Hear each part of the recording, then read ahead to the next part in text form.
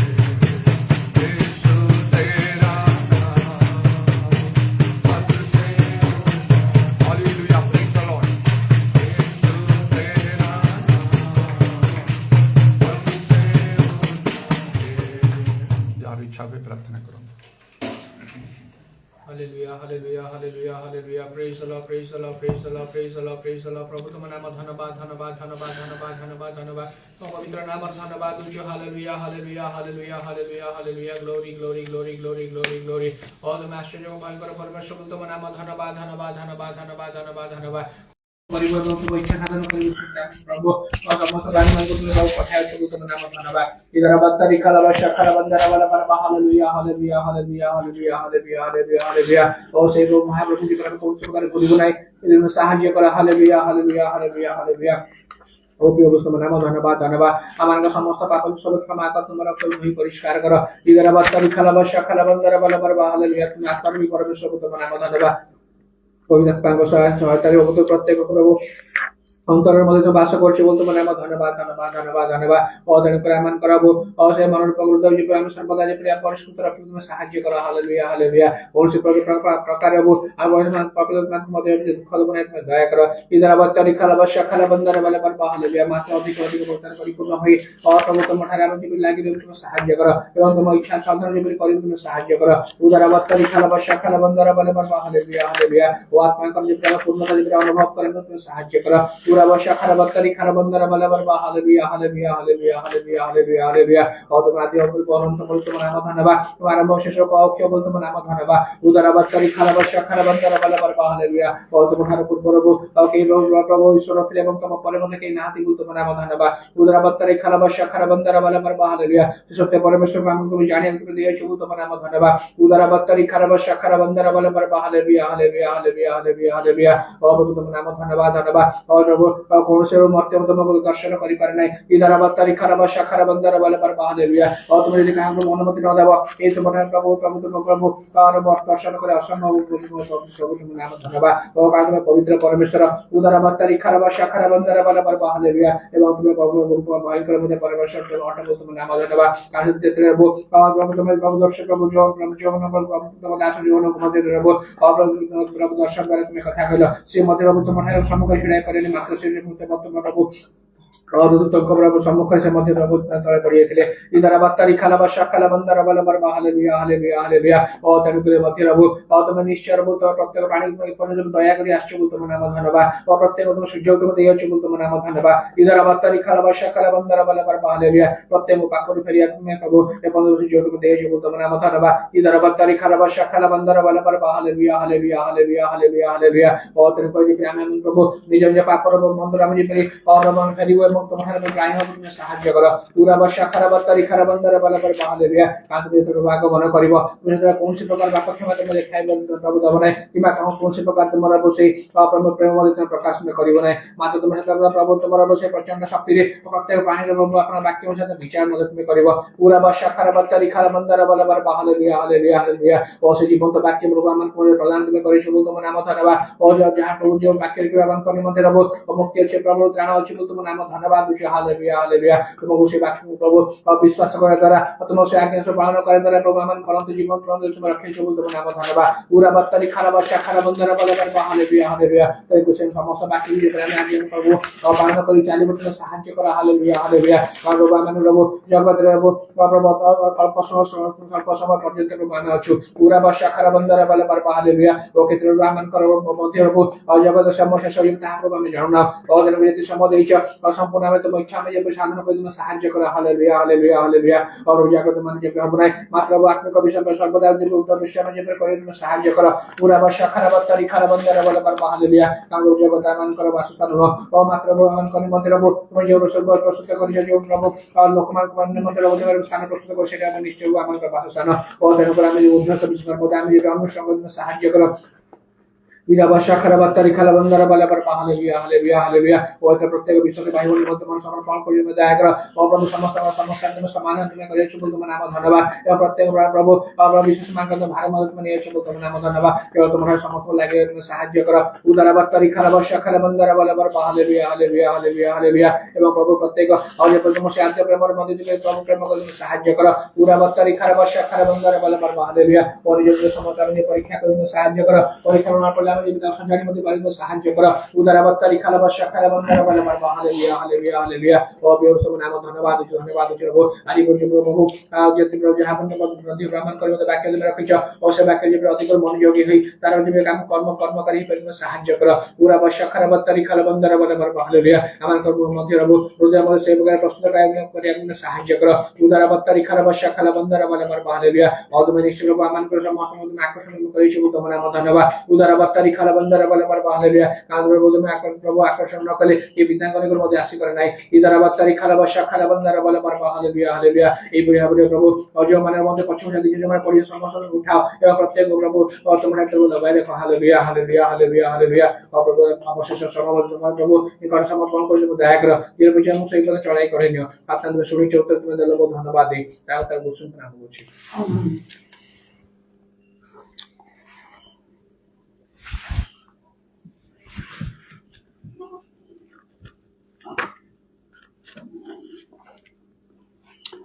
প্রকাশিত বাক্য 22 পর্বর 11 পদরে লেখা ଅଛି যে অধর্মাচারী সে আহুরি অধর্মাচরণ করু যে অসুচি সে আহুরি অসুচি হো পুଣି যে ধার্মিক সে আহুরি ধর্মাচরণ করু যে পবিত্র সে আহুরি পবিত্র হো বর্তমান সময় উপস্থিত প্রভুଙ୍କ ଆଡ଼କୁ ଆମମାନଙ୍କର ମନ ଆତ୍ମା ସବୁ ଉଠେଇବା ପାଇଁ ପ୍ରଭୁ ଯୀଶୁ ମଧ୍ୟ ଏପରି ଭାବରେ କହିଲେ ଗୋଟେ କଥା ଊର୍ଦ୍ଧ୍ୱ ଦୃଷ୍ଟି କର ମସ୍ତକ ଉତ୍ତୋଳନ କର କାରଣ ତୁମର ମୁକ୍ତି ସନ୍ନିକଟ ଯେତେବେଳେ ଆମେ ଅନ୍ତିମ ସମୟରେ ବାସ କରୁଛୁ ଏବଂ ଜଗତର ଅବସ୍ଥା ଅଧିକ ଖରାପ ଆଉ ଜଟିଳ ହେବାକୁ ଲାଗିଛି ବର୍ତ୍ତମାନ ତାହା କୌଣସି ପ୍ରକାର ସୁଧୁରିବ ନାହିଁ ଆହୁରି ଅଧିକ ଅଧିକ ଖରାପ ହେବାକୁ ତା ଲାଗୁଛି ତେଣୁ ଆମମାନଙ୍କୁ କୁହାଯାଇଛି ପ୍ରଭୁଙ୍କ ବାକ୍ୟରେ ଯେ ଏହି ସମୟରେ ଯେପରି ଆମେ ଆତ୍ମିକ ମନା ହେବା ଶାରୀରିକ ବା ସାଂସାରିକ ମନା ହେବା ନାହିଁ କାରଣ ଏଥିରୁ ଉଦ୍ଧାର ପାଇବା ପାଇଁ ଆମମାନଙ୍କୁ ବିଶେଷ ଭାବରେ ନିଜକୁ ପ୍ରସ୍ତୁତ କରିବା ଦରକାର ତେଣୁ ଗୋଟିଏ କଥା କୁହାଯାଇଛି ଆଉ ପାଉଲ ଏପରି କହିଲେ ଆସନ୍ନ ଦୁର୍ଦ୍ଦଶା ପାଇଁ ମାନେ ଯୋଉ ସବୁ ବିଷ ଘଟିବା ପାଇଁ ଯାଉଛି କ୍ଲେଶ ସଂକଟ ଜଗତରେ ତୁ 2000 ବର୍ଷ ତଳେ କହିଥିଲେ ଆଜି ସେ କଣ ନ କହିଥାନ୍ତେ ସମସ୍ତେ ମୋ ପରି ରୁହନ୍ତୁ ବୋଲି ମୋର ଇଚ୍ଛା ସେ କହିଲେ କାହା ଉପରେ ସେ ବାଧ୍ୟ କରି କଥା ଆଉ ସେ ଲଦି ଦେଲେ ନାହିଁ ମାତ୍ର ସେ କହିଲେ ଆସନ୍ନ ଦୁର୍ଦ୍ଦଶା ପାଇଁ ପ୍ରଭୁଙ୍କ ଦିନ ଯେ ନିକଟବର୍ତ୍ତୀ ଆଉ ଏହି ଶେଷ ସମୟରେ ପ୍ରଭୁ କିପରି ଭାବରେ ତାଙ୍କର କ୍ରୋଧ କୋପ ମନୁଷ୍ୟ ସମାଜ ଉପରେ ଢାଳୁଛନ୍ତି ସେଥିପାଇଁ ସେ କହିଲେ ସମସ୍ତେ ମୋ ପରି ରୁହନ୍ତୁ ସେ ଜଗତ ଠାରୁ ନିଜକୁ ସମ୍ପୂର୍ଣ୍ଣ ପୃଥକ ରଖିଥିଲେ ଆଉ କହିଲେ ଏପରି ଭାବରେ ମଧ୍ୟ ଯେ ବିବାହ କରିଛି ସେ ବିବାହ ନ କଲା ପରି ରହୁ ଯେ ବିବାହ ନ କରିଛି ସେ ବିବାହ କରିବାକୁ ଇଚ୍ଛା ନ କରୁ ଆସନ୍ନ ଦୁର୍ଦ୍ଦଶା ହେତୁରୁ ତେଣୁ ଆମମାନଙ୍କର ମନକୁ ଆମେ କେମିତି କରିବାକୁ ହବ ଏହି ସମୟରେ ଆମମାନଙ୍କୁ ପୁରା ଆତ୍ମିକ ମନା ହେବା ଆବଶ୍ୟକ ଯେ ଧାର୍ମିକ ସେ ଆହୁରି ଧର୍ମାଚରଣ କରୁ ଲେଖାଉଛି এই ବାକ୍ୟ ତ ସଫଳ ହେଉଛି ଅନେକଙ୍କ ଦ୍ୱାରା ପ୍ରଥମେ ଯୋଉ କୁହାହେଲା ଯେ ଅଧର୍ମାଚାରୀ ସେ ଆହୁରି ଅଧର୍ମାଚରଣ କରୁ ଯେ ଅସୁଚି ସେ ଆହୁରି ଅସୁଚି ହେଉ ଏଇଟା ତ ସଫଳ ହେଉଛି ବହୁତ ଲୋକ ଏ କାର୍ଯ୍ୟ କରୁଛନ୍ତି ତାପରେ ଅଧର୍ମରେ ଅନ୍ୟାୟରେ ଦୁର୍ନୀତିରେ ଏ ଜଗତ ପରିପୂର୍ଣ୍ଣ ଆଉ ହେଇଛି ଯେମିତି ଲେଖା ହେଇଛି ଆଉ ସେ ନୋହଙ୍କ ସମୟରେ ଜଗତର ଅବସ୍ଥା କ'ଣ ଥିଲା ଆଦି ପୁସ୍ତକ ଲେଖା ହେଉଛି ଆଉ ଜଗତ ଦୌରାତ୍ମ୍ୟରେ ପରିପୂର୍ଣ୍ଣ ଥିଲା ପ୍ରଭୁ ଯୀଶୁ କହିଲେ ଯେପରି ନୋହଙ୍କ ସମୟରେ ମନୁଷ୍ୟ ପୁତ୍ରଙ୍କ ଆଗମନ ସମୟରେ ମଧ୍ୟ ସେପରି ହେବ ତେଣୁ ଏବେ ମଧ୍ୟ ଏ ଜଗତ ପାପ ଅଧର୍ମରେ ପୂର୍ଣ୍ଣ ହେଇକି ଚାଲିଛି ଅତିମାତ୍ରାରେ ଆହୁରି ମଧ୍ୟ ପ୍ରଭୁ ଯୀଶୁ କହିଲେ ଆଉ ଅଧର୍ମ ବୃଦ୍ଧି ପାଇବ ତେଣୁ ଅଧିକାଂଶ ଲୋକଙ୍କର ପ୍ରେମ ଶିଥିଳ ହେବ ପ୍ରଭୁଙ୍କ ଲୋକମାନେ ଶିଥିଳ ହେଇଯିବେ ମାନ୍ଦା ହେଇଯିବେ ଡଲ ହେଇଯିବେ ଉଣା ପଡ଼ିବେ ଈଶ୍ୱରଙ୍କ ରାଜ୍ୟ ଧାର୍ମିକ ଆଉ ତାଙ୍କ ଧାର୍ମିକତା ସମ୍ବନ୍ଧୀୟ ଉଦ୍ଯୋଗ ଲୋକଙ୍କ ଠାରେ ଦେଖାଯିବ ନାହିଁ ଯେଉଁମାନେ ଦିନେ ଉଦ୍ଯୋଗୀ ଥିଲେ ସେମାନେ ଆଉ ସେମିତି ଉଦ୍ଯୋଗୀ ହେବେ ନାହିଁ ସେମାନେ ବହୁତ ଉଣା ପଡ଼ିଯିବେ ଆଉ ସେଥିପାଇଁ ଆମକୁ ସତର୍କ ହେବା କଥା ଯେ ଧାର୍ମିକ ସେ ଆହୁରି ଧର୍ମାଚରଣ କରୁ, ଆଉ ପୁଣି ଯେ ପବିତ୍ର ସେ ଆହୁରି ପବିତ୍ର ହଉ। ପ୍ରଭୁଙ୍କ ଆଗମନ ପାଇଁ କିପରି ଏଇଟା ଆମମାନଙ୍କର ପ୍ରସ୍ତୁତି ସେଇ 10 କନ୍ୟା ଠାରୁ ଆମେ ଜାଣିପାରିବା। ଯୋଉ 10 କନ୍ୟା ବିଷୟରେ ଆମେ ଦେଖୁଛୁ ସେମାନଙ୍କ ମଧ୍ୟରେ 5 ଜଣ ସୁବୁଦ୍ଧି 5 ଜଣ ନିର୍ବୁଦ୍ଧି ଥିଲେ। ବରଙ୍କୁ ଭେଟିବା ପାଇଁ ସେମାନେ ଗଲେ, ସେମାନଙ୍କର ପ୍ରଦୀପ ଜାଳିକି ସେମାନେ ଗଲେ ସବୁ ପ୍ରକାର ପ୍ରସ୍ତୁତିର ସହିତ। ଆଉ ମାତ୍ର ଟିକେ ବିଳମ୍ବ ହେବାରୁ ଯେତେବେଳେ ସେମାନଙ୍କ ଦୀପ ଲିଭିଗଲା ସେମାନେ ମଧ୍ୟ ଢୁଳି ଢୁଳି ଶୋଇ ପଡ଼ିଲେ। ତ ହଠାତ୍ ଶୁଣିଲେ ଏଇ ଦେଖ ବର ଆସୁଛନ୍ତି, ଉଠିଲେ, ଦୀପ ଲିଭି ଯାଇଛି। ଆଉ ସୁବୁଦ୍ଧି ମାନେ କଣ କଲେ, ସେମାନେ ଅଲଗା କରି ଗୋଟେ ପାତ୍ରରେ ଅଧିକ ତେଲ ଧରିଥିଲେ, କାଳେ ସରିଯିବ। ଆଉ ସତରେ ସେପରି ହେଲା, ତେଣୁ ଦୀପ ଲିଭି ଯାଇଛି ସେମାନଙ୍କର, ସେମାନେ ଦୀପ ଆଉ ଜାଳୁଛନ୍ତି, ସେ ତେଲ ପକେଇଲେ ସେମାନଙ୍କର ପ୍ରଦୀପ ସବୁରେ ଆଉ ଜାଳିଲେ।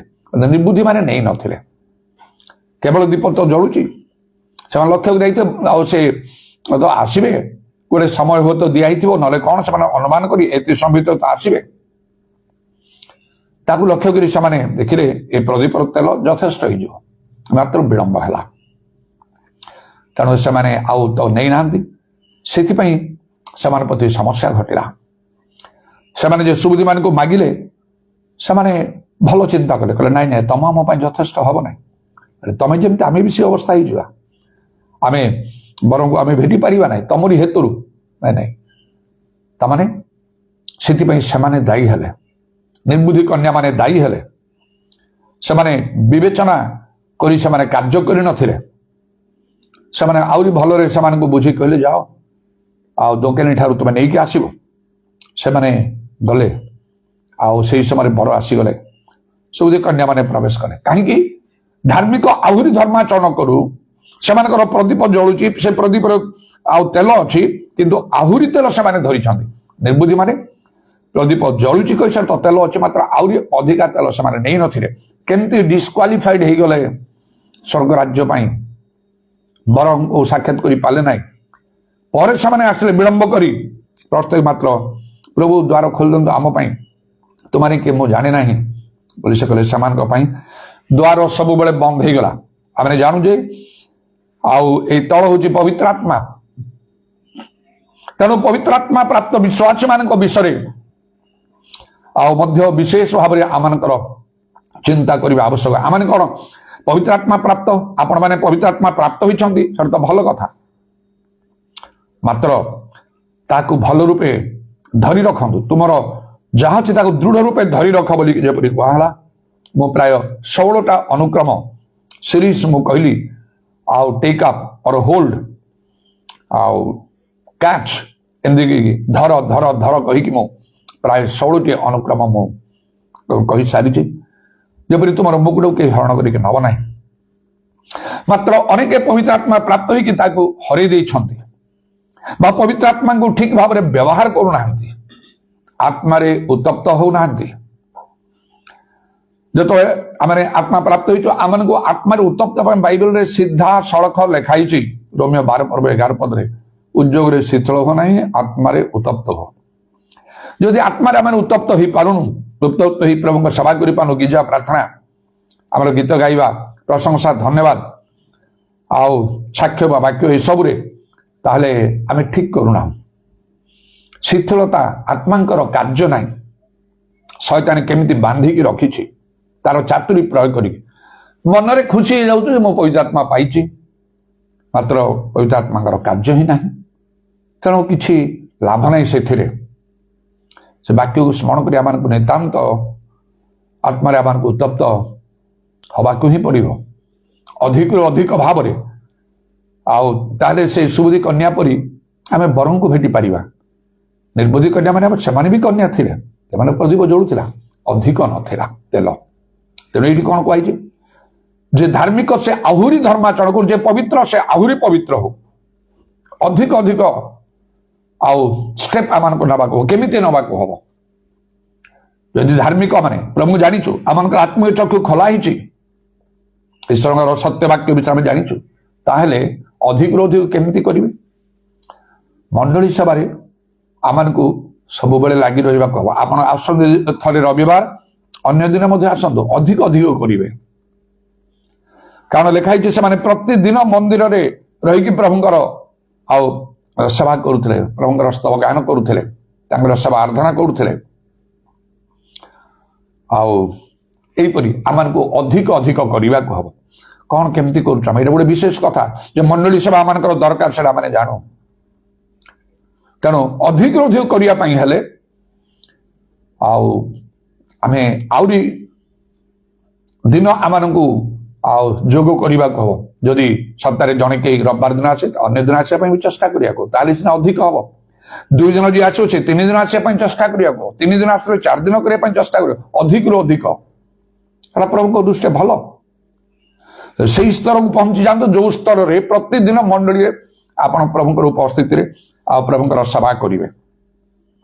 ସାମାନ୍ୟ ସାମାନ୍ୟ ବିଷୟ ଗୁଡ଼ିକ ଆପଣଙ୍କୁ ସେଥିରୁ ନିବୃତ୍ତ କରିକି ନ ରଖୁ, ନିଜର ସ୍ୱାର୍ଥ ପାଇଁ ଜାଗତିକ ବିଷୟ ଗୁଡା ପାଇଁ ମଣ୍ଡଳୀ ସଭାରୁ ନିବୃତ୍ତ ହେବା ବହୁତ ଖରାପ ବିଷୟ।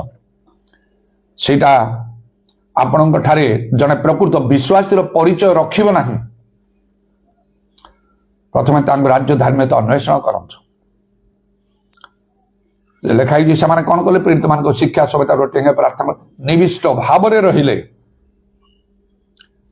ପ୍ରଥମେ ପ୍ରଭୁଙ୍କର ସେବା କରନ୍ତୁ, କାର୍ଯ୍ୟ କରନ୍ତୁ, ତାପରେ ବାକି ସବୁ।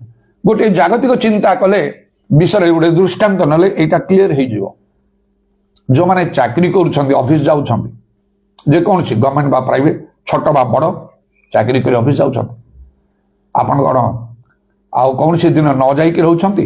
ଘରେ ଆପଣଙ୍କର ଯେତେ ସମସ୍ୟା ଥିବ, ଗେଷ୍ଟ ଆସିବେ, ଆପଣ ଗେଷ୍ଟ ପାଇଁ ଆପଣ ଚାକିରିକୁ ନ ଯାଇକି ରହିବେ? କୌଣସି କୋଉଠି ପିକନିକ ହବ, ନହେଲେ କେହି କାହାର ବାହାଘର ପାଇଁ, ଅନ୍ୟାନ୍ୟ କଣ ପାଇଁ ଡାକିବା ପାଇଁ, ସେସବୁ ପାଇଁ ଚାକିରି ବନ୍ଦ କରିକି ଆପଣ ଯିବେ? କିଏ ଅସୁସ୍ଥ ପୀଡ଼ିତ ଅଛନ୍ତି, ଚାକିରି ବନ୍ଦ କରି ଆପଣ ନ ଯାଇକି ଆପଣ ଘରେ ରହିବେ? ନାଇଁ, ଆପଣ ସେମିତି କରନ୍ତି ନା। ଲୋକମାନେ ଏମିତି କରନ୍ତି, ଯେତେବେଳେ ଆଉ ସବୁ ଆଉ ସହର ମାନଙ୍କରେ କର୍ଫ୍ୟୁ ଡିକ୍ଲେୟାର ହୁଏ, ଯୋଉ ସମୟରେ କୌଣସି ଲୋକ ବାହାରକୁ ଯାଇପାରିବ ନାହିଁ, ଫୁଲ ଆଉ ପୋଲିସ ପ୍ରୋଟେକ୍ସନ ଦେଇକି ସବୁ ରଖାଇଥିବ, ସେଇ ସମୟରେ ମଧ୍ୟ ପୁରୁଷ କଣ ସ୍ତ୍ରୀ ଲୋକମାନେ ମଧ୍ୟ ଚାକିରି ପାଇଁ ଯାଆନ୍ତି। କୌଣସି ନା ରାସ୍ତାରେ କେତେ କଣ ଆଉ ରିସ୍କ ଅଛି, ସେ ସବୁ କିଛି ନ କରିକି ସେମାନେ ମାଡ଼ିକି ଚାଲି ଯାଆନ୍ତି। ଏଇ ମନ ଯଦି ଥାନ୍ତା ଗିର୍ଜାରେ ଆସିବା ପାଇଁ, କେତେ ଭଲ ହେଇଥାନ୍ତା। ତେଣୁ ଗିର୍ଜା ପ୍ରଭୁଙ୍କ ସେବା ଠାରୁ ଚାକିରିଟା ବଡ ହେଲା। ତାହେଲେ ଆଉ ଅନ୍ୟାନ୍ୟ ଅନେକ ପ୍ରକାର ଭାବରେ ବାଇବେଲ ଲେଖା ହଉଛି, ଯେଉଁ ସ୍ତ୍ରୀ ଲୋକ ଭୋଗ ବିଳାସରେ ଆସକ୍ତ, ସେ ଜୀବିତ ଥିଲେ ମୃତ। ଜଣେ ସ୍ତ୍ରୀ ଲୋକ ହଉ ବା ପୁରୁଷ ଲୋକ ହଉ, ଆଉ ଜଣେ ପ୍ରକୃତ ବିଶ୍ୱାସୀ ଭୋଗ ବିଳାସ ଆଉ ଆମ୍ୟୁଜମେଣ୍ଟରେ ସେ ଟାଇମ କାଢେ, ତା ପାଇଁ ଉଚିତ ନାହିଁ। ଜାଗତିକ ଲୋକମାନଙ୍କ ପରି ଲେଖା ହେଇଛି, ତୁମେ ହାସ୍ୟ ଗୃହକୁ ଯାଅ ନାହିଁ, ଭୋଜ ଗୃହକୁ ଯାଅ ନାହିଁ, ବିଳାପ ଗୃହକୁ ଯାଅ, ତୁମର ହାସ୍ୟ ଖେଦରେ ପରିଣତ ହଉ। ଆଉ ବର୍ତ୍ତମାନ ସମୟ ସେଇଟା, ଏଇଟା ଶେଷ ସମୟ। ଅଧିକରୁ ଅଧିକ ଆମମାନଙ୍କୁ ଧାର୍ମିକ ହବାକୁ ପଡିବ। କିଛି ଯଦି ବାକ୍ୟ ମାନୁଛନ୍ତି 30 ଗୁଣରେ, ତାକୁ 60 ଗୁଣ କରନ୍ତୁ। 60 ଗୁଣରେ ଅଛନ୍ତି, ତାହେଲେ ତାକୁ 100 ଗୁଣ କରିବା ପାଇଁ ଚେଷ୍ଟା କରନ୍ତୁ। ବାକ୍ୟ ସବୁ ମାନିବା ପାଇଁ ଚେଷ୍ଟା କରନ୍ତୁ। ଅନ୍ୟମାନେ ମାନୁଛନ୍ତି, ମୁଁ କାହିଁ ମାନିବି ନାହିଁ? ଯଦି ଆପଣ ବିଶ୍ୱାସରେ ଚାହୁଁଛନ୍ତି, ପ୍ରାର୍ଥନାରେ ପ୍ରଭୁଙ୍କ ଉପରେ ନିର୍ଭର ରଖୁଛନ୍ତି, ପ୍ରାର୍ଥନା କରୁଛନ୍ତି, ଭଲ।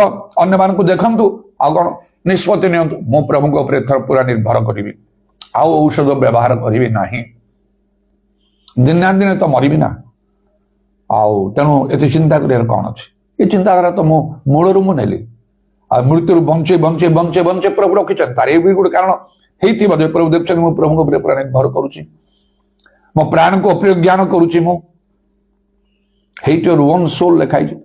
ନହେଲେ ଜଣେ ଔଷଧ ପତ୍ର ନ ଖାଇ ରହିବାଟା ସହଜ ନାହିଁ।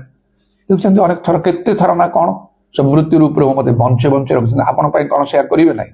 କରିବେ ନିଶ୍ଚୟ। ଯଦି ଆଉ ଭୟ ରହିବ, କାଳେ କଣ ହେଇଯିବ, ମରିଯିବି, ତାହେଲେ ତ ଆପଣ ବାଟରେ ଯାଇପାରିବେ ନାହିଁ। ତେଣୁ ବାଇବେଲ ବାରମ୍ବାର ଲେଖା ଅଛି, ଭୟ କର ନାହିଁ, ଭୟ କର ନାହିଁ। ଆମର ଧାର୍ମିକ ଲୋକ ବିଶ୍ୱାସ ଦ୍ୱାରା ବଞ୍ଚିବ। ପଛଘୁଞ୍ଚା ଯଦି କିଏ ଦବ, ପଶ୍ଚାତ ଆମର ଆତ୍ମା ତାଠାରେ ସନ୍ତୁଷ୍ଟ ନୁହେଁ ଲେଖା ହେଇଛି। ଅଧିକରୁ ଅଧିକ ଧାର୍ମିକ ହୁଅନ୍ତୁ। ଆପଣଙ୍କର ଅର୍ଥର ବ୍ୟବହାର କରନ୍ତୁ। ଅନେକ ବିଷୟରେ ଆପଣ ଅର୍ଥ ବ୍ୟବହାର କରୁଛନ୍ତି, ଟଙ୍କା ପଇସା, ଚାକିରି କରି, ବ୍ୟବସାୟ କରି, ପୁଅ ଝିଅମାନଙ୍କୁ ସେମାନେ ଭଲ ଖାଇବାକୁ ଦେବା, ପିନ୍ଧିବାକୁ ଦେବା, ସେମାନଙ୍କ ପାଠ ପଢା ସବୁବେଳେ ଖର୍ଚ୍ଚ କରୁଛନ୍ତି। ଅନେକ ଲୋକ ପ୍ରଭୁଙ୍କ ପାଇଁ ଖର୍ଚ୍ଚ କରନ୍ତି ନାହିଁ, ଦଶମାଂଶ ବି ଦିଅନ୍ତି ନାହିଁ। ସେଇଟା ତ ପ୍ରଭୁଙ୍କର ଦ୍ରବ୍ୟ ଚୋରି ହେବାର। ମନେ ରଖନ୍ତୁ, ଦଶମାଂଶ ଯଦି ନ ଦଉଛନ୍ତି, ଗୋଟିଏ ଦିନ ପ୍ରଭୁ ଆପଣଙ୍କୁ ଏମିତି ଧରିବେ, ଏମିତି ସମସ୍ୟା ଆସିବ, ତାର ସମାଧାନ କିଛି ନଥିବ। ମଲାଖୀ ପୁସ୍ତକ 3 ପର୍ବ ପଢନ୍ତୁ ଆଉ ଜାଣିବେ ସେଇଟା କଣ, ପ୍ରଭୁଙ୍କ ଦ୍ରବ୍ୟ ଚୋରି, ଚୋରର ଅବସ୍ଥା କଣ ହବ। ସେଟା ପ୍ରଭୁଙ୍କ ଲୋକମାନଙ୍କ ପାଇଁ ଆବଶ୍ୟକ। ସେଟା ବାଇବେଲରେ ଲେଖା ଅଛି, ମୋ ପରି, ମୁଁ ଯେମିତି ସ୍ୱାଧୀନ ପରେ ଏପରି ଅନେକ ଅଛନ୍ତି କାର୍ଯ୍ୟ କରୁଛନ୍ତି। ପୁରାତନ ନିୟମରେ ସେ ଲେବୀୟ ଗୋଷ୍ଠୀ ଉପରୁ ପୃଥକ କଲେ, କୌଣସି ସେମାନଙ୍କର ଚାକିରି ବ୍ୟବସାୟ କିଛି ନଥିଲା, କେବଳ ପ୍ରଭୁଙ୍କ ଲୋକମାନଙ୍କର ଦଶମାଂଶ ଦାନ ଏସବୁରେ ସେମାନେ ଚଳି। ସେମାନଙ୍କ ଅବସ୍ଥା କଣ ହବ? ପ୍ରଭୁଙ୍କ କାର୍ଯ୍ୟ ବହୁତ ଅଟକିଯିବ। ତେଣୁ ଆଦୌ ଠିକ ନା। ଆପଣଙ୍କର ଅଭାବ ଅଛି, ଥାଉ ସେ ଅଭାବ। ଆପଣ ଯେତିକି ପଇସା ପାଉଛନ୍ତି, 10,000 ଟଙ୍କା ଯଦି ପାଇଲେ ଦରମାରେ, ଜାଣନ୍ତୁ ଆପଣ 9,000 ପାଇଛନ୍ତି ବୋଲି ଭାବି ନିଅନ୍ତୁ, ମନ ବୁଝାନ୍ତୁ। ଆପଣ 9,000 ଟଙ୍କା 1,000 ଟଙ୍କା ପ୍ରଭୁଙ୍କର, ସେ ପ୍ରଭୁଙ୍କୁ ଦେଇଦେବେ। ବାଇବେଲ ଲେଖା ହଉଛି ପ୍ରଭୁ କେମିତି ଭାବରେ ଆଶୀର୍ବାଦ କରିବେ। ଏଟା କଣ ମିଛ ହବ? ମଲାଖୀ 3 ପର୍ବରେ ଆକାଶରେ ସେ ଦ୍ୱାର ସବୁ ଖୋଲିକି କେମିତି ରକ୍ଷା ପାଇଁ ସ୍ଥାନ ନିଅଣ୍ଟା ଆପଣ ଆଶୀର୍ବାଦର ବୃଷ୍ଟି ଦେବା, ପ୍ରଭୁଙ୍କ ବାକ୍ୟ, ଏଟା ମିଛ ହବ? ଏଟା ନାଇଁ, ବରଂ ଆହୁରି ଅଧିକ ଅଧିକ। ମୁଁ ସେ ମନରେ ପ୍ରେରଣା ପାଇଛି ଆଉ ମୁଁ କହୁଛି। ଜଣଠାରୁ ଶୁଣିଲି, ଆଉ ଜଣଠାରୁ ଶୁଣିଲି। ଗୋଟେ ପବ୍ଲିକ ମିଟିଂ ଚାଲିଥିବା ସମୟରେ, ଯେତେବେଳେ ନୂଆ ନୂଆ ସମୟରେ ମୁଁ କଟକ ଆସିଛି, ଆଉ ସ୍ପେଶାଲ ପ୍ରେୟର ପାଇଁ ହାତ ଉଠେଇବା ପାଇଁ କହିଲେ, ନୂଆ ନୂଆରେ ଆଉ ସେ ପରିବେଶ ମତେ ଭଲ ଲାଗିଲା, ମୁଁ ମଧ୍ୟ ହାତ ଉଠେଇଦେଲି। ତାପରେ ଯୋଉମାନେ ହାତ ଉଠିଛନ୍ତି ଆଗକୁ ସେମାନଙ୍କୁ ଡାକି ସେମାନେ ଦଳ ଦଳ କରିଦେଲେ। ତାପରେ ମତେ ଗୋଟେ ଦଳର ହେଲା, ଯୋଉଠି ଜଣେ ଜଣେ ଲୋକଙ୍କୁ ଆଉ ସେଠି ଦିଆଗଲା ସେମାନଙ୍କ ସହିତ କାଉନସେଲିଂ କରିବା ପାଇଁ। ସେ ଜଣେ ବାପ୍ଟିଷ୍ଟ ମଣ୍ଡଳୀର ଜଣେ ଲୋକ, ମୋ ସହିତ ସେ ତାଙ୍କର ପାଳି ପଡିଲା, ସେ ମତେ କାଉନସେଲିଂ କରିବାକୁ ଲାଗିଲେ। ମୁଁ ଅନ୍ତରେ ବହୁତ ଅସନ୍ତୁଷ୍ଟ ହଉଥିଲି। ଜଣେ ବାପ୍ଟିଷ୍ଟ ମଣ୍ଡଳୀ ଲୋକ, ଏ କଣ ସେ ଜାଣିଛି, ସେ କଣ ମତେ କହିବ। ତାଙ୍କଠାରୁ ସେଦିନ ମୋର କିଛି ଶିଖିବାର ଥିଲା। କହିଲା ବେଳେ ଗୋଟିଏ କଥା, ଦଶମାଂଶ ବିଷୟରେ ସେ କହିଲେ। ଦଶମାଂଶ ପ୍ରଭୁଙ୍କୁ ଦବା କଥା, ପ୍ରଭୁ ସେଥିରେ ଆଶୀର୍ବାଦ କରୁଛନ୍ତି, ସେଟା ପ୍ରଭୁଙ୍କର। କିନ୍ତୁ ଖାଲି ଦଶମାଂଶ ଦେଲେ ଯଥେଷ୍ଟ ବୋଲି ଲୋକ ଭାବୁଛନ୍ତି। ଆମେ କାହିଁକି ଅଧିକ ନ ଦେବା? ମୁଁ 20% ଦଉଛି, 20% ଦଉଛି, 1000ରେ 200, 100 ହବା କଥା। ବାପ୍ଟିଷ୍ଟ ମଣ୍ଡଳୀରେ ଜଣେ ଲୋକ କହିଲେ, ଏଇଟା ମତେ ଟାଚ୍ କଲା ଏକଦମ।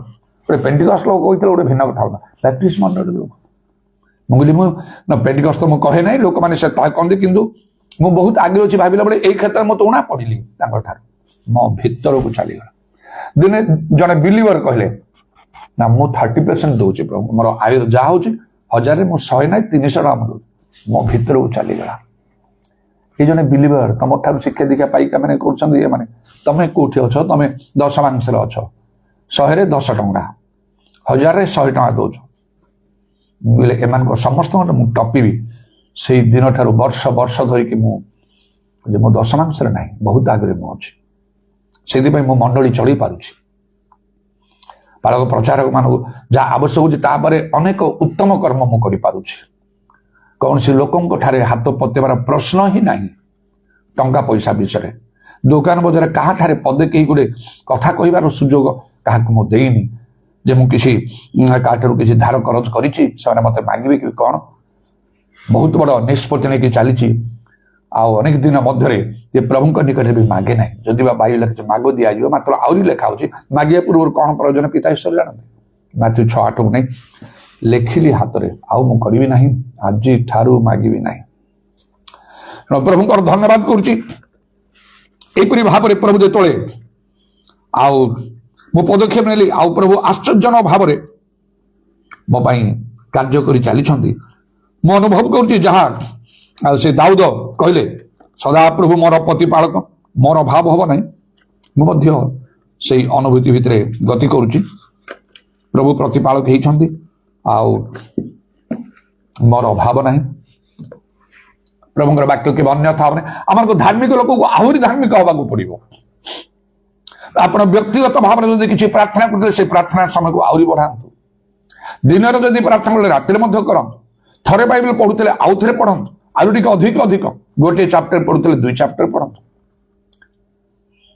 ଆଉ ଯଦି ଜଣେ ଭଲ ବିଶ୍ୱାସୀ, ତାକୁ ନିଶ୍ଚୟ ସମୟ ଉପବାସ କରିବା ଦରକାର। ଅନେକ ତାହା କରନ୍ତି, ଆପଣ ଉପବାସ କରନ୍ତୁ। এই অল্প কিছু সময় পাই করিদিন 12টা কଣ বেশি কিছু ফায়দা ନାହିଁ ସେଥିରେ ବାଇବେଲରୁ ଉପବାସ କରନ୍ତୁ ତାହେଲେ ସତ୍ୟ ଜାଣିଲି ସେଇ ସମୟ ଠାରୁ ଅନେକ ଅନେକ ଆଶ୍ଚର୍ଯ୍ୟ କର୍ମ ପ୍ରଭୁ କହୁଛନ୍ତି କୋଉଥିପାଇଁ ଏ ସତ୍ୟ ଜ୍ଞାତ ହେବାରୁ ଏ 12ଟା ଗୋଟେ 2ଟା 3ଟା ପର୍ଯ୍ୟନ୍ତ ଉପବାସ କଲେ କୋଉ ବଡ ଆଶ୍ଚର୍ଯ୍ୟ କର୍ମ ହବ ନାହିଁ କମ ସେ କମ ସାରା ଦିନ ସକାଳରୁ ସନ୍ଧ୍ୟା ଯାଏ ଖାଇବେନି ପିଇବେ ନାହିଁ ପାଣି ଟୋପାଇ ବି ପିଇବେ ନାହିଁ ତାପରେ ଆହୁରି ବଢାନ୍ତୁ ଦିନରେ ରାତିରେ 24 ଘଣ୍ଟା କରନ୍ତୁ 2 ଦିନ ପର୍ଯ୍ୟନ୍ତ କରନ୍ତୁ ଦିନ ରାତିରେ 3 ଦିନ ପର୍ଯ୍ୟନ୍ତ କରନ୍ତୁ ଦିନ ରାତିରେ ବଢାନ୍ତୁ ଏଷ୍ଟର ପୁସ୍ତକ ଦେଖନ୍ତୁ 3 ଦିନ ପର୍ଯ୍ୟନ୍ତ ଦିନ ରାତି କେହି ଖାଇଲେ ନାହିଁ ପିଇଲେ ନାହିଁ ନିନିବେରେ ଦେଖନ୍ତୁ କେମିତି ଉପବାସ ସେମିତି କରନ୍ତୁ ଆପଣ ଯୀଶୁ ମଧ୍ୟ 40 ଦିନ ପର୍ଯ୍ୟନ୍ତ ଯାଇକି ପ୍ରାନ୍ତରେ ରହିଲେ ସେଟା କରିବା ପାଇଁ ଚେଷ୍ଟା ଦେଖିବେ ନାନା ଆଶ୍ଚର୍ଯ୍ୟ କର୍ମ ହବ କାରଣ ପ୍ରଭୁ ଯୀଶୁ ନିଜେ କହିଲେ ପ୍ରାର୍ଥନା ଉପବାସ ବିନା এই ପ୍ରକାର ଭୂତ ଅନ୍ୟ କୌଣସି ଉପାୟରେ ଯିବ ନାହିଁ ଏଇଟା କହିବାର ଉଦ୍ଦେଶ୍ୟ ହେଉଛି ଧାର୍ମିକକୁ ଆହୁରି ଧାର୍ମିକ ହେବାକୁ ପଡିବ ଆମ ଧାର୍ମିକତାକୁ ଆମେ ଲିମିଟରେ ରଖିଲେ ହବ ନାହିଁ ଏଇଟା ଶେଷ ସମୟ ଆମେ ତ ନିଜକୁ ପ୍ରଥମେ ଯୋଗ୍ୟ କରିବାକୁ ପ୍ରଭୁ ଈଶ୍ୱରଙ୍କ ରାଜ୍ୟ ପାଇଁ ଯୀଶୁଙ୍କ ଆଗମନ ପାଇଁ ସୁବୁଦ୍ଧି କନ୍ୟା ପରି ଏବଂ ଯୋଉ ଶୈତାନ ଯୋଉ କାର୍ଯ୍ୟ କରୁଛି ଭୟଙ୍କର ଭାବରେ ସିଂହ ପରି ଗର୍ଜନ କରୁଛି ସମୟ ତାର ଶେଷ ବୋଲି ଜାଣି ତାକୁ ସାମ୍ନା କରିବା ପାଇଁ ପ୍ରଭୁଙ୍କ ଆଡୁ ଆସିବନି ଶୈତାନରୁ ଆସିବ ଯେମିତି ଆୟୁବଙ୍କ ପ୍ରତି ଯାହା ଘଟିଲା ସେଟା ଶୈତାନ ତରଫରୁ ଆସିଲା ପ୍ରଭୁଠାରୁ ସେ ଅନୁମତି ନେଲା ମାତ୍ର ପ୍ରଭୁ ଶୈତାନକୁ ଡାକି କଲେଣି ଯାଅ ମୋ ଦାସ ଆୟୁବଙ୍କୁ ପରୀକ୍ଷା କରିବ ବୋଲି ଶୈତାନ ନିଜେ କହିକି କଲା ସେମିତି ମୋ ବିରୁଦ୍ଧରେ ଆପଣଙ୍କ ବିରୁଦ୍ଧରେ ମଧ୍ୟ ଶୈତାନ ଆଉ ପ୍ରଭୁଙ୍କ ଠାରୁ ଅନୁମତି ନଉଛ ମତେ ଟିକେ ଅନୁମତି ଦିଅ ଆଗ ମୁଁ ଦେଖିବି କେତେ ଆଉ ଆଗକୁ ବଢିବ ମୁଁ ଦେଖିବି ଆର ସାକ୍ଷ୍ୟ କଣ କେତେ ଦିନ ସେ ଧୈର୍ଯ୍ୟ କେ ମତେ ଟିକେ ମତେ ଅନୁମତି ଦିଅ ଆୟୁବଙ୍କ ପାଇଁ ପ୍ରଭୁ ଅନୁମତି ଦେଲେ ସେଇ ପ୍ରକାର ଭାବରେ ମଧ୍ୟ ଆମ ପାଇଁ ହଉଥିବ ତେଣୁ ବାଇବେଲ ଲେଖା ହେଲା କଣ ଆଉ ଶୈତାନର ସମସ୍ତ ଚାତୁରୀ ବିରୁଦ୍ଧରେ ଦଣ୍ଡାମାନ ହେବାକୁ ହେଲେ ପ୍ରଭୁଠାରୁ ଶକ୍ତି ପ୍ରାପ୍ତ ହୋ ତାଙ୍କ ପରାକ୍ରମ ବଳବାନ ହୋ ଈଶ୍ୱର ତ ଶଯ୍ୟା ସବୁ ପରିଧାନ କର ପବିତ୍ର ଆତ୍ମାରେ ପ୍ରାର୍ଥନା କର ଧାର୍ମିକ ଆହୁରି ଧାର୍ମିକ ଗଣିତ ହେବାକୁ ଅଛି ତେଣୁ ଉପବାସ କରନ୍ତୁ ବାଇବେଲରେ ଯେମିତି ଉପବାସ ସେଇ ପ୍ରକାର ଉପବାସ କରନ୍ତୁ ତା ଭିତରେ ମୁଁ ଗତି କରିଛି ଅନେକ ସମୟରେ ଫ୍ରିକ୍ୱେଣ୍ଟଲି ବିଶେଷ ମାଗ ଦିଆଯିବ କହି ମୁଁ ପ୍ରଥମେ ମାଗୁଥିଲି ତାପରେ ଟୋଟାଲି ବନ୍ଦ କରିଦେଲି ଯେତେବେଳେ ଆଉ ମତେ ପ୍ରଭୁ ତାଙ୍କ ବାକ୍ୟର ଗୁରୁତ୍ୱ ମହତ୍ୱ ସତ୍ୟତା ବୁଝିବାର ଶକ୍ତି ଦେଲେ କାରଣ ପ୍ରଭୁ ଯୀଶୁ ତାଙ୍କ ଶିଷ୍ୟମାନଙ୍କ ବୁଦ୍ଧିର ଦ୍ୱାର ଖୋଲିଲେ ଧର୍ମଶାସ୍ତ୍ର ବୁଝିବା ପାଇଁ ଏ ଜାଗତିକ ବିଷୟ ମାଗି ପ୍ରଭୁଙ୍କର ଖୁସି ସନ୍ତୋଷ ନାହିଁ ତାଙ୍କ ରାଜ୍ୟ ଧାର୍ମିକ ଅନ୍ୟ ସମୟରେ ଭଲ ଯାହା ଆବଶ୍ୟକ ତାଙ୍କ ଇଚ୍ଛା ଥିଲେ ସେ ଦେବେ ଆଉ ଯାହା ତାଙ୍କ ଇଚ୍ଛା ନାହିଁ ସେ ଦେବେନି ଆମର ବି ମାଗିବାର ପାଇବାର ଉଚିତ ନାହିଁ ଏବଂ ବୁଝିଲା ପରେ ସବୁ ଜାଗତିକ ବିଷୟ ଷ୍ଟପଲେ ଆତ୍ମିକ ବିଷୟ କିନ୍ତୁ ମାଗିବା ଆତ୍ମାଙ୍କ 9ଟା ଦିନ ମତେ ଦରକାର ଏଠି ତ ଯୋଉ କଥାରେ ଅଛି ତୁଳସୀ 2 ପତ୍ରରୁ ବାସେ ମର୍ଣ୍ଣିଂ ସୋର୍ସ ଦ ଡେ ସେଇ ପ୍ରକାର ଭାବରେ ମୋ ପରିବର୍ତ୍ତନ ଆରମ୍ଭରେ ପ୍ରଭୁ ଏଇଟା ମତେ ଜଣେ ଦେଇଥିଲେ କି ପୁରା ଆତ୍ମିକ ମନା ହେଇକି ଚାଲିବ ଯତୁ ପଛରେ ପକେଇ ହୁଏ କାହିଁକି ନା ସେଇ ଆଉ ଯେତେବେଳେ ସେ ସ୍ୱପ୍ନରେ ମୁଁ ଯୀଶୁଙ୍କୁ ଦେଖିଲି ଆମ ସହିତ କଥାବାର୍ତ୍ତା କରି ମୋର ଯୋଗ୍ୟତା ବିଷୟରେ ପଚାରିଲେ ଆଉ ମତେ ଆଲଫା ବଡି ଶିଖିବାକୁ ଯାଉ ବୋଲି କହିଲେ ସେତେବେଳେ ମୁଁ ଟିକେ ରାସ୍ତା ଯାଇ ପୁଣି ଯୀଶୁଙ୍କ ପାଖରେ ଦେଖି ମୁଁ କଣ କହିଲି ତାଙ୍କୁ ମାଗିଲି ମତେ ବୁଦ୍ଧିର ବାକ୍ୟ ଜ୍ଞାନର ବାକ୍ୟ ଦିଅ କହି ଆଉ ପ୍ରଭୁ ଅସନ୍ତୋଷ ହେଲେ ଏଠି ତ ଆତ୍ମିକ ବିଷୟ ଜାଗତିକ ବିଷୟ ମାଗିନି ମୁଁ ମତେ ଘର ଦିଅ ଆଉ ନିଜର ଘରଟି ହେଲେ ମୁଁ ଶାନ୍ତି ରହିକି ଭଲରେ ଗିର୍ଜା ପ୍ରାର୍ଥନା କରିପାରିବି ମୁଁ ଚାକିରି କରିବିନି ବ୍ୟବସାୟ କରିବିନି ଘର ତ ଦରକାର ନା ମୋ ପରିବାର ଗୋଟେ ଅଛି ଆଉ ପିଲାମାନେ ଅଛନ୍ତି ମୋ ପରେ ସେମାନଙ୍କର ଆବଶ୍ୟକ ଆଉ ଚାରିରେ ବୁଲି ବୁଲି ବୁଲି ବୁଲି ସବୁ କରିବାକୁ ପଡୁଛି ଘର ଭଡା ନେଇକି କୋଉଠି ଠିକରେ ପରମିଶନ ମିଳୁଛି କୋଉଠି ନା ଗୋଟେ କଣ୍ଟ୍ରୋଲ ଭିତରେ ଫ୍ରିଡମ ଗୋଟେ ନାହିଁ ଭଲରେ ଗିର୍ଜା ପ୍ରାର୍ଥନା କରିବାକୁ କେତେ ପ୍ରୋବ୍ଲେମ ତେଣୁ ମୁଁ ଗୋଟେ ମିନିଷ୍ଟର ହେବାକୁ ତ ଚାହୁଁନାହିଁ ବହୁତ ବଡ ଧନୀ ଲୋକ ଚାହୁଁନି এইটা ମୁଁ କହିପାରିଥାନ୍ତି ଆରମ୍ଭରେ କିଛି ତ ସେମିତି କଲି ଟୋଟାଲି ଷ୍ଟପ୍ ପ୍ରଭୁ ଘର ନ ଦେଇକି ରହିନାହାନ୍ତି ଅଛୁତ ଯେ ବି ନିଜେ ବନିଛେ ଏଇ ଜଗତରୁ ଚାଲିଯିବା ସମୟରେ କେହି ତାଙ୍କ ଘରକୁ ନେଇକି ଯିବେ ନାହିଁ ସ୍ୱପ୍ନରେ ମତେ ପ୍ରଭୁ ଦେଖିଲେ କେମିତି ଭଲ ସୁନ୍ଦର ଘର ଗୁଡାକ ମତେ ଦିଆହଉଛି ଆତ୍ମିକ ଜାଗତିକ ଭାବରେ ଏବେ ମଧ୍ୟ ଆମଙ୍କ ମଣ୍ଡଳୀରେ ବିଶ୍ୱାସ ମାଗୁଛି ଆପଣ ବହୁତ ବଡ ଗୋଟେ ଘର କରିଛନ୍ତି ବିଲ୍ଡିଂ କରିଛନ୍ତି ବାଇବେଲ କଲେଜ କରିଛନ୍ତି ଇତ୍ୟାଦି ସେଟା ପୁରା ପୁରି ଭିନ୍ନ ସେଇ ଘର ଆମେ ଦେଖିନୁ ଇତ୍ୟାଦି ସେଟା ଆତ୍ମିକ ବିଷୟ ହେଇଥିବ ବା ସେଇ ପ୍ରକାର ଭାବରେ ପ୍ରଭୁ ରହିବାକୁ ମତେ ଦେଇଛନ୍ତି ଯାହା ପ୍ରଭୁ ବ୍ୟବସ୍ଥା କରିଛନ୍ତି ସେ ଭିତରେ ତ ଯିବାକୁ ପଡିବ କିନ୍ତୁ ମୁଁ ଏସବୁ ବିଷୟ ମାଗି ନାହିଁ। ସେ ସମୟରେ ଯୀଶୁଙ୍କୁ ମତେ ବୁଦ୍ଧିର ବାକ୍ୟ ଜ୍ଞାନର ବାକ୍ୟ ଦବ ନା। ମୁଁ ଆଲଫାବେଟ୍ ଶିଖି ସାରିଲା ପରେ ଆତ୍ମାଙ୍କର 9ଟା ଦାନ ମଧ୍ୟରୁ ପ୍ରଥମ 2ଟା ଦାନ ଦେଖନ୍ତୁ, ମର୍ଣ୍ଣିଂ ସୋର୍ସ ଦ ଡେ, ଆରମ୍ଭ ସମୟରେ ପରିବର୍ତ୍ତନ। ଯୀଶୁଙ୍କୁ ଦେଖିଲା ବେଳେ ଟଙ୍କା ପଇସା ଧନ ସମ୍ପତ୍ତି ଇତ୍ୟାଦି ମାଗି ନାହିଁ, ଦୀର୍ଘାୟୁ ମାଗି ନାହିଁ, ମାତ୍ର ମତେ ବୁଦ୍ଧିର ବାକ୍ୟ ଜ୍ଞାନର ବାକ୍ୟ ଦିଅ। ଯଦି ବା ପ୍ରଭୁ ଅସନ୍ତୁଷ୍ଟ ହେଲେ ସେତେବେଳେ ଯାଅ ତମେ, ମୁଁ ତମକୁ ଆଲଫାବେଟ୍ ଶିକ୍ଷା ପଡୁଛି, ବାଇବେଲ ଶିକ୍ଷା। ଆପଣଙ୍କୁ ବି ଚାହାନ୍ତି ପ୍ରଭୁ ବାଇବେଲ ଶିଖନ୍ତୁ, ସତ୍ୟ ଜାଣନ୍ତୁ, ଯେତିକି ଜାଣିଛନ୍ତି ସେଟା କିଛି ନାହିଁ ବୋଲି ମନେ କରନ୍ତୁ। ଯଦି ନାହିଁ ନାହିଁ, ମୋର ଆଉ କିଛି କହିବାର ନାହିଁ। ମୁଁ ଗୋଟେ ଅନୁଭୂତିଶୀଳ ଲୋକ। ପାଉଲ କହିଲେ ମୁଁ ଦର୍ଶନ ବିଷୟରେ ସବୁ ତମମାନଙ୍କୁ ମୁଁ ଏବେ କହିବି କହିଲେ। ଏତେ ସବୁ ଦର୍ଶନ ପରେ ତାଙ୍କୁ ଦେଲେ ସେଇ ଅନୁସାରେ, କାରଣ ଦର୍ଶନ ଲୋକମାନେ ବିନଷ୍ଟ ହେଇଯିବେ। ଆଉ ତେଣୁ ପ୍ରଭୁ ସେତେବେଳେ ମତେ ଦେଖେଇଥିଲେ, କହିଥିଲେ ଅଛି ଏ ଲୋକଠାରେ ଆଧ୍ୟାତ୍ମିକତା ଅଛି। ଯଦି ଅସନ୍ତୁଷ୍ଟ ହେଲେ ଯାଅ ତମକୁ ବଢୁଛି ଆଲଫାବେଟ୍ ଶିଖାଉ, ତମେ ମତେ ବୁଦ୍ଧିର ଜ୍ଞାନର ବାକ୍ୟ ମାଗୁଛ। ମାତ୍ର ପ୍ରଭୁ ଜାଣିଲେ, ଯୀଶୁ ଜାଣିଲେ ଏ ଜାଗତିକ ବିଷୟ ମାଗି ନାହିଁ, ଆତ୍ମିକ ବିଷୟ ମାଗିଛି। ସେତେବେଳେ ଅସନ୍ତୁଷ୍ଟ ହେବାର ଅର୍ଥ ସମୟ ଅଛି, ତମେ ପାଇବ ସେଟା, ଏବେ ନାହିଁ। 1 ଶ୍ରେଣୀ 2 ଶ୍ରେଣୀ 3 ପ୍ରାଇମେରୀ ସ୍କୁଲ ହେଲା ପରେ ତାପରେ ଲୋୟର ପ୍ରାଇମେରୀ, ଅପର ପ୍ରାଇମେରୀ, ତାପରେ ମିଡିଲ ଇଂଲିଶ ସ୍କୁଲ, ଯାହା ସେମିତି ସିଷ୍ଟମ, ସେ ଅନୁସାରେ ହାଇସ୍କୁଲ ଯିବ। ତାପରେ ଏକାଥରକେ ମୁଁ ଯାଇ ପଢିବି ୟୁନିଭର୍ସିଟିରେ, ସେମିତି ହବ ନାଇଁ ନା। ତେଣୁ ତମେ ଗ୍ରାଜୁଆଲି ଷ୍ଟେପ୍ ବାଇ ଷ୍ଟେପ୍ ଯାଅ। ପ୍ରଭୁଙ୍କର କହିବାର ଅର୍ଥ ସେୟା ଥିଲା। ମାତ୍ର ପ୍ରଭୁ ଜାଣିପାରିଥିଲେ, ଯାହା ହଉ ଆତ୍ମିକ ବିଷୟ ଚିନ୍ତା କରୁଛି। ଗୋଟିଏ ସମୟରେ ମତେ ଦେଲେ, 2ଟା ମାଗିଥିଲି, 2ଟା ସହିତ ଆଉ 7ଟା ମିଶେଇ ଆତ୍ମାଙ୍କ ଯୋଉ 9ଟା ଦାନ ଅଛି, ସବୁ ଯାକ ଦାନ ପ୍ରଭୁ ମତେ ଦେଇଦେଲେ। ମୋ ଜୀବନ ସେବା କାର୍ଯ୍ୟ ସବୁ ଚେଞ୍ଜ ହେଇଗଲା।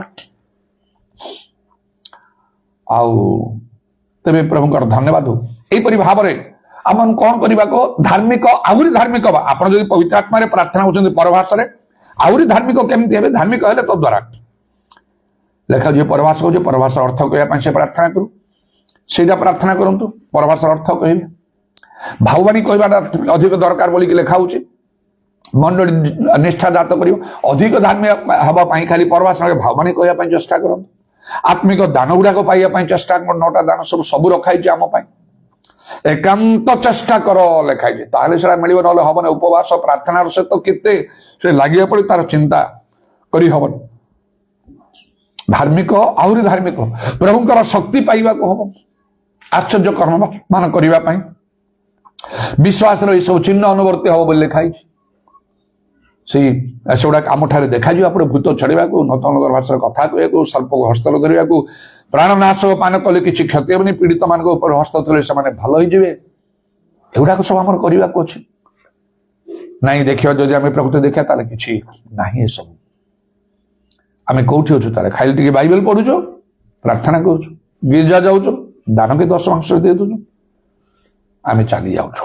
ଟିକେ ଟିକେ କାଉ କେମିତି ପ୍ରଭୁଙ୍କ କଥା କହିଦଉଛୁ। ନାଇଁ, ଆମ ଜୀବନ ପିତରଙ୍କ ପରି ନାହିଁ, ପାଉଲଙ୍କ ପରି ନାହିଁ। କହିଦେଲେ ଗୋଟେ କଥା, ସୁନା ରୂପା କିଛି ନାହିଁ, ଯାହା ଅଛି ତାହା ମୁଁ ତମକୁ ଦଉଛି, ନାଜରିତ ଯୀଶୁଖ୍ରୀଷ୍ଟଙ୍କ ନାମରେ ଚାଲ, ଉଠାଅ କହିଲେ।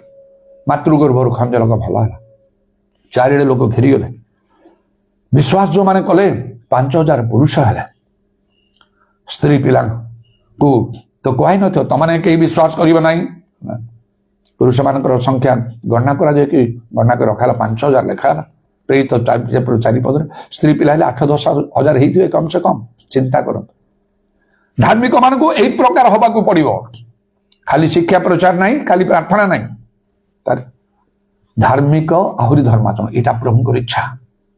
ବାଇବେଲର ଶେଷ ପୁସ୍ତକ ପ୍ରକାଶିତ ବାକ୍ୟ, ତାର ଶେଷ ପର୍ବ 22 ପର୍ବ ଆଉ ତାର 11 ପଦରେ ଏଇଟା ଲେଖା ହେଲା। ଲାଷ୍ଟ କଥା, ବିଶେଷ କଥା ପ୍ରଭୁ। ତେଣୁ ଆମକୁ ଧାର୍ମିକ ମାନଙ୍କୁ ଅଧିକ ଧାର୍ମିକ ବିଶ୍ୱାସରେ ଚାଲିବାକୁ ହବ ପ୍ରଭୁଙ୍କ ଉପରେ। କୋଉ ବାଟରେ ପ୍ରଭୁ ଆମକୁ ନଉଛନ୍ତି ଆମକୁ ଜାଣିବାକୁ ହବ। କାଳେ ପ୍ରଭୁ ଚାହୁଁଥିବେ ଏଲିଓ ପରି ହବ, ମତେ ତ ଚାହିଁଲେ ସେଇଆ। ସେଇ ଶିଷ୍ୟ ପ୍ରେମତା ବେରାଙ୍କ ମୁଖରେ କହିଦେଲେ, ଏଲିଓ ବିଶ୍ୱସ୍ତ ଥିଲେ, କାଉର ଭାବ ନାହିଁ। ଏ ବାକ୍ୟ ଭିତରକୁ ଚାଲିଗଲା ମୋର। ପବିତ୍ର ଆତ୍ମା ମତେ ବୁଝେଇଲେ, କହିଲେ ହୁଏତ ତମେ ସେଇ ଏଲିଓ ହବ।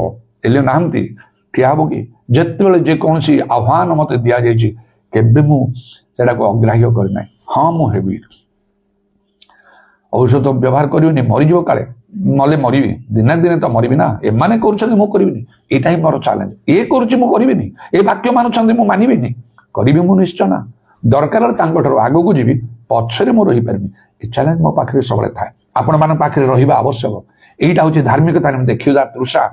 ତାହେଲେ ଆଗକୁ ବଢିପାରିବା, ପ୍ରଭୁ ଖୁସି ହେବେ। କାରଣ ଲେଖାଯାଉଛି ପ୍ରଭୁଙ୍କର କଣ ସନ୍ତୋଷ ତାମାନଙ୍କୁ ଅନୁସନ୍ଧାନ କରିବାକୁ ହବ।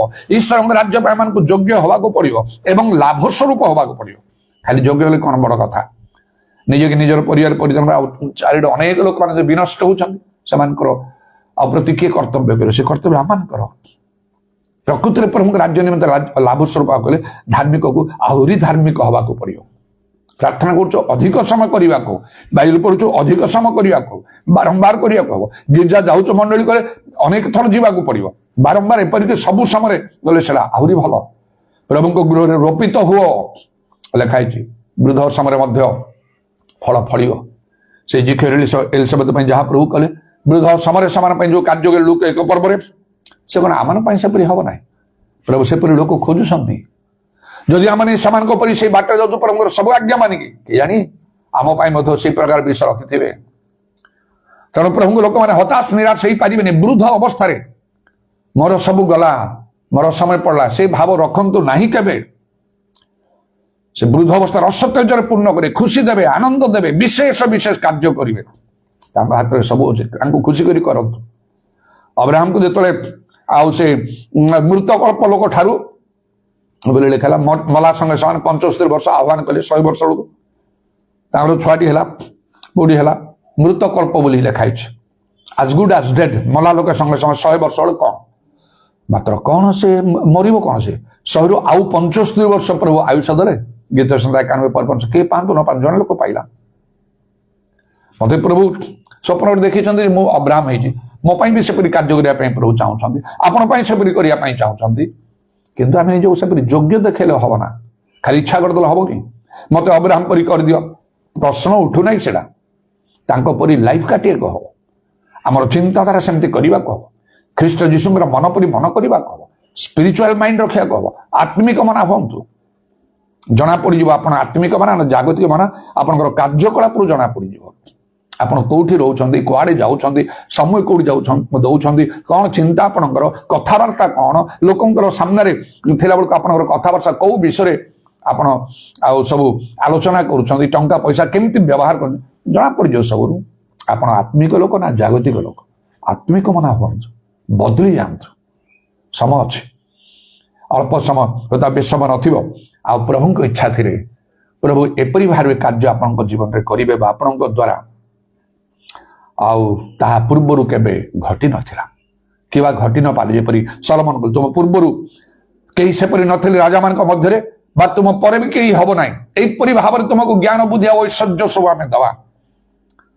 ସେ ସକଳ ସୁସ୍ଥବସ୍ତ୍ର ଆଦି କର୍ତ୍ତା, ତାଙ୍କର ଅସାଧ୍ୟ କଣ? ଅବ୍ରାହମ ସାରଙ୍କୁ କହିଲେ, ସଦାପ୍ରଭୁଙ୍କର ଆଶ୍ଚର୍ଯ୍ୟ କେଉଁ କର୍ମ, କଣ ତମେ ହସିଲ କାହିଁକି? ଧାର୍ମିକକୁ ଆହୁରି ଧାର୍ମିକ ହବାକୁ ପଡିବ। ଆଉ ଏଇଟା ଅନ୍ତିମ ସମୟର କଥା, ଶେଷ କଥା ପ୍ରଭୁ ଆମକୁ ଚାହୁଁଛନ୍ତି। ତେଣୁ ଆମର ଆତ୍ମିକ ଜୀବନରେ ଯଦି ଆଉ ଗୋଟେ ଷ୍ଟାଗ୍ନାନ୍ସି ଆସିଯାଏ, ସ୍ଥିରତା ଆସିଯାଏ, ଆଉ ତାହେଲେ ସେଟା ଭଲ ବିଷୟ ନାହିଁ, ପ୍ରଭୁ ସେଥିରେ ଖୁସି ହେବେ ନାହିଁ। ଆମମାନଙ୍କୁ ବଢିବାକୁ ହବ। ଶେଷ କଥା ଏଇଟା ପ୍ରଭୁଙ୍କର, ଯେମିତି କହିଲି ଏ ବାଇବେଲର ଶେଷ ପୁସ୍ତକ ପ୍ରକାଶିତ ବାକ୍ୟ, ତାର ଶେଷ ପର୍ବ 22 ପର୍ବ, ସେଇଠି ପ୍ରଭୁ ଯୀଶୁ ଏଇ କଥା କହିଛନ୍ତି ଯେ ଧାର୍ମିକ ସେ ଆହୁରି ଧର୍ମାଚରଣ। ଅନ୍ୟମାନେ ଯେତେବେଳେ ଅଧାର୍ମିକ ମାନେ ଆଉ ସେମାନେ ଅଧର୍ମାଚାରୀ ମାନେ ଅଧର୍ମାଚରଣ କରୁଛନ୍ତି, ଅଶୁଚି ଲୋକମାନେ ଆହୁରି ଅଶୁଚି ହଉଛନ୍ତି, ଯୋଉ ପାପରେ ପରିପୂର୍ଣ୍ଣ କରୁଛନ୍ତି, ପ୍ରଭୁଙ୍କ ଲୋକମାନେ ତାର ବିପରୀତ କରି ଆଉ ଧାର୍ମିକତାରେ ପବିତ୍ରତାରେ ତାହା ପରିପୂର୍ଣ୍ଣ କରିବା ଆବଶ୍ୟକ। ଯଦି ଆମେ ପ୍ରଭୁଙ୍କର କାର୍ଯ୍ୟ କରୁଛୁ ଆହୁରି ଅଧିକ ଭାବରେ କରିବାକୁ ହବ।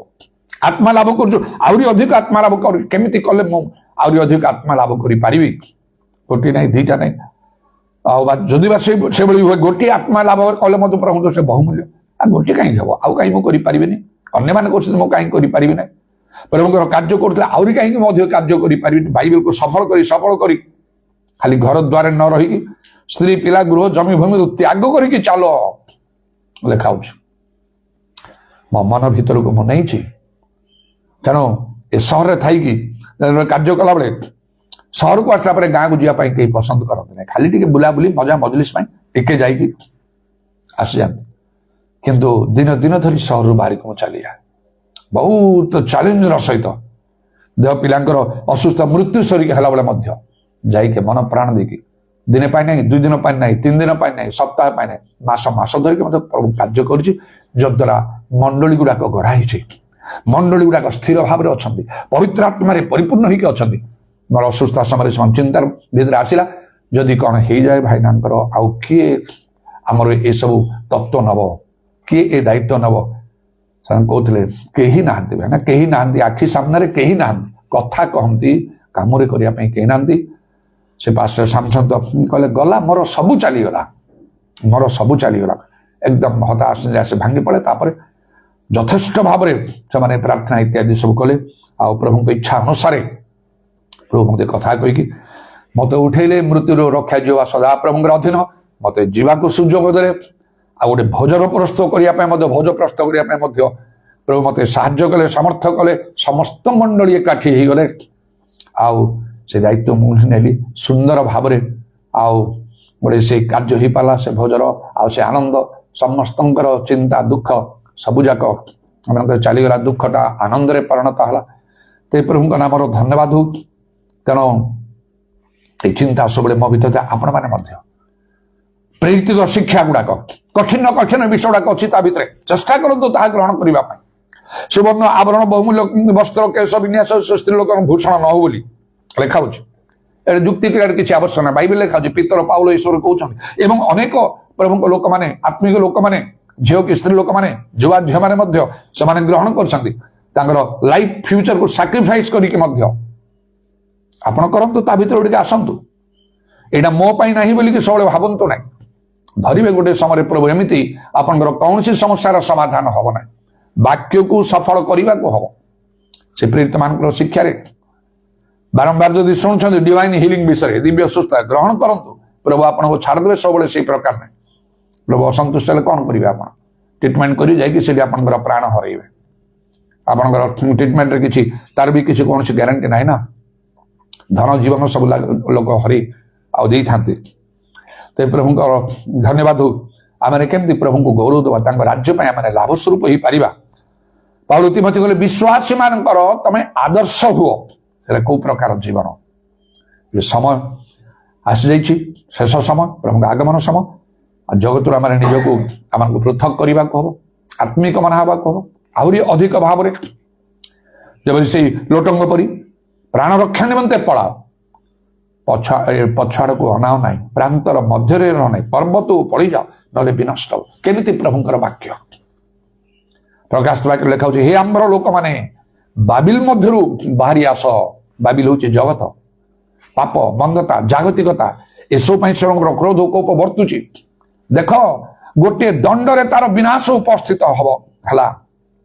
ସମସ୍ତେ ଦେଖିବେ ଏ ମହାନଗରୀ ପାଇଁ କେମିତି, କାହିଁକି ଏମିତି ହେଲା। ଏହି ସମୟ ବର୍ତ୍ତମାନ ସେପରି ଘଟୁଛି। ପ୍ରାର୍ଥନା ପ୍ରଭୁ ଶୁଣୁଛନ୍ତି, ଆଉ ଅନେକ ସମୟରେ ଅନେକ ବିଷୟକୁ ମଧ୍ୟ ପ୍ରଭୁ ନିୟନ୍ତ୍ରଣ କରୁଛନ୍ତି, କିନ୍ତୁ ସବୁ ବିଷୟ ବଦଳିବ ନାହିଁ। ଯାହା ନିରୂପିତ କରାଯିବ ଏ ଶେଷ ସମୟରେ। ଏଥିପାଇଁ ପ୍ରଭୁଙ୍କ ଲୋକମାନଙ୍କୁ ଆମମାନଙ୍କୁ ଆଉ ଆତ୍ମିକ ନାହିଁ ମନା ହେଇ ପ୍ରଭୁଠାରେ ନିଜକୁ ସମର୍ପଣ କରି ନିଜର ଇଚ୍ଛା ନାହିଁ ପ୍ରଭୁଙ୍କର ଇଚ୍ଛା କଣ ଆମକୁ ବୁଝିବାକୁ ହବ। ସେଦିନ ସେ ଧନୀ ଯୁବାକୁ ପ୍ରଭୁ କଣ କଲେ, ଯୀଶୁ କଣ କଲେ? ମୁଁ ତ ଏ ସବୁ ଆଜ୍ଞା ପାଳନ କରୁଛି। ଭଲ କଥା। ଯୀଶୁ ଖୁସି ହେଲେ, ତାକୁ ସ୍ନେହ କଲେ, ତାକୁ ଅନେଇକି। ଆଉ ତାପରେ କହିଲେ ଗୋଟିଏ ଉଣା ଅଛି, ଯାହା ଅଛି ସର୍ବସ୍ୱ ବିକ୍ରୟ କରି ଦରିଦ୍ରକୁ ଦାନ କର, ଦରିଦ୍ରମାନଙ୍କୁ ଦାନ କର, ସ୍ୱର୍ଗରେ ଧନ ପାଇବ। ଆଉ ମୋର ଅନୁଗମନ କର, ତମେ ସିଦ୍ଧ ବି ହବ। ଆଜି এই କଥା ପ୍ରଭୁ ଆମମାନଙ୍କୁ ବି କହୁଛନ୍ତି। ଜାଗତିକ ମନା ନାହିଁ, ଆମମାନଙ୍କୁ ଆତ୍ମିକ ମନା ହବାକୁ ହବ। ଧାର୍ମିକ ଲୋକକୁ ଆହୁରି ଧାର୍ମିକ ଆମେ ହବାକୁ ହବ। ଆମେ ଯେତିକି ରହୁଛୁ, ଯେତିକି ଜାଣିଛୁ, ଯେତିକି ବୁଝୁଛୁ, ଯେତିକି କରୁଛୁ, ସେତିକି ଯଥେଷ୍ଟ ବୋଲି ମନେ କରନ୍ତୁ ନାହିଁ। ଆଗକୁ ଆଗକୁ ଗୋଟିଏ ପରେ ଗୋଟେ ଷ୍ଟେପ୍ ନିଅନ୍ତୁ। ଯେତିକି ପାରିବେ ବାକ୍ୟକୁ ମାନନ୍ତୁ। କେବଳ ଆପଣଙ୍କର ମଙ୍ଗଳ ହିଁ ହବ, ଅମଙ୍ଗଳ ହବ ନାହିଁ। ଯଦି ବି ଅମଙ୍ଗଳ ପରି ଜଣା ପଡୁଛି, ସେଇଟା ଗୋଟିଏ ସମୟରେ ମଙ୍ଗଳରେ ନିହାତି ପରିଣତ ହବ। କାରଣ ଈଶ୍ୱର ତାହା କରିବାକୁ ସମର୍ଥ। ତାଙ୍କଠାରେ କୌଣସି ଅଧର୍ମ ନାହିଁ, ତାଙ୍କଠାରେ ମୁଖାପେକ୍ଷା ନାହିଁ। ଆଉ ଯୋସେଫ ସେଦିନ ତାଙ୍କ ଭାଇମାନଙ୍କୁ କହିଲେ, କେତେ ଦିନ ଚାଲିଗଲା, କେତେ ବର୍ଷ ଚାଲିଗଲା।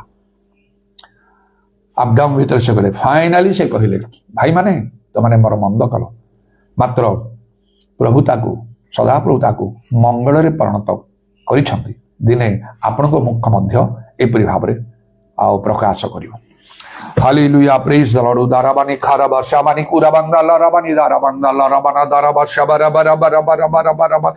प्रभु तुम्हारा आमर धन्यवाद धन्यवाद धन्यवाद मन करो मन प्राण तुम्हारे को तुम्हें आकर्षण करो प्रभु आमर आत्मिक मन हवा तुम्हें दया करो ख्रीष्ट जीशुर मन परिया मान मन हो समस्त विश्रांतिम काल सन्निकट प्रभु आम निजे खाली रक्षा पाइबू ताहे नुहे जिते वाक्य सत्य शिक्षा मान करुचु अनेकंगर परित्राण मंगलर आशीर्वाद कारण हवा पाई हालेलुया समस्त जगतवासी प्रति मध्य अनुग्रह करो आमनकर जीवन बदली जाऊ आमनको प्रभु से प्रेरित मान राज्य मंडल से ख्रिस्टियन मान परिया मान हवा को पड़ो जो माने आउ से मिलित उद्यम जो तो ओलट पालट करते बात्राबानी खारबा उदाराबानी खारबा शाकाला रबा उरा बंदला रबानी खार बंदला रबानी खार बंदला रबा जीशु नाम दया कर तुम इच्छा साधन करने को हम तुम संतोषन कार्य करने को हम तुम वाक्य मानवा को हम पवित्र आत्मा परिपूर्ण परिचालित होगा को हम तुम शक्ति प्राप्त होगा को हम तुम दर्शन पाइबा को हम आ तुम इच्छा अनुसार मान को कार्य करने को हम निज जीवन को परीक्षा करू करू तुम दृष्टि परीक्षा सिद्ध मान जत्न करने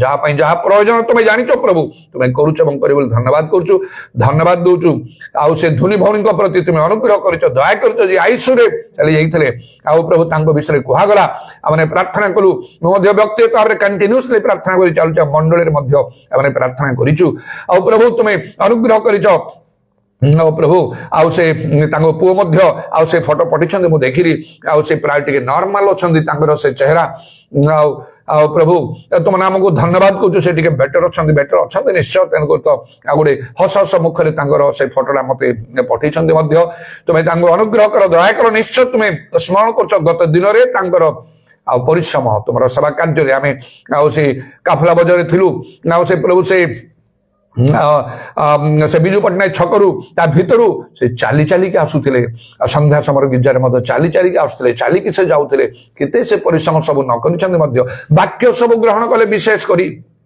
सत्य वाक्य सत्य शिक्षा प्रेरित मानकर शिक्षा सब ग्रहण करनले केते उत्तम विषय केते जन विषय पर ग्रहण कले तेणु प्रभु तुम्हें तांको निश्चय स्मरण करुच बारंबार तांको असुस्था मृत्यु मध्य तुम्हें तांको उद्धार कर धन्यवाद करूँ बड़ शक्ति दे संपूर्ण सुस्था दे तुम गौरव महिमा तुम्हें प्रकाश कर तुम शांति अनुग्रह आम समस्त सहवर्ती हो तुम कंडाविधा पाद प्रणाम चुंबन करी एवं तुम हस्तल मान सर्वणात्मा सब समर्पण करी नित्य जीवित प्रभु जीशु ख्रीष्ट नाम प्रार्थना करुच आमेन मोते कदापि छाड़िबे ना मोते कदापि छाड़िबे ना मोते कदापि छाड़िबे ना घोर संकटे झड़ बतासे मोते कदापि छाड़िबे ना मोते कदापि छाड़िबे ना मोते कदापि छाड़िबे ना जीशु कदापि छाड़िबे ना घोर संकटे झड़ बतासे जीशु कदापि छाड़िबे ना मोते कदापि छाड़िबे ना पिता ईश्वर प्रेम प्रभु जीशु ख्रीष्ट अनुग्रह पवित्र आत्मा सहायता प्रभु जीशु गौरवमय पुनरागमन पर्यंत आम समस्त सहवर्ती हो आमेन।